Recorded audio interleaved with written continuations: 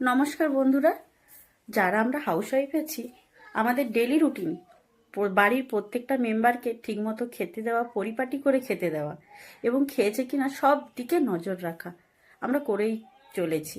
কিন্তু আমরা নিজে কিভাবে খাই সেটা আমরাই জানি। কিন্তু একটা দিন সপ্তাহে নিজেদেরকে ভালো করে গুছিয়ে খেতে দিন, দেখবেন মনটাও ভালো হয়ে গেছে, সব কিছু ভালো লাগছে। 10টা মিনিট বের করা যেতেই পারে। দেখুন আজকে আমার খাবারের থালাটা আমি কিভাবে সাজিয়েছি।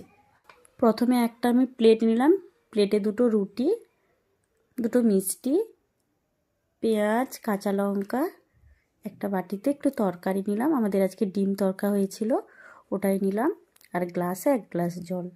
মানে কী যে ভালো লাগছে আপনাদের কি বলবো। নিজেদের জন্য এভাবে টাইম বের করুন বন্ধুরা।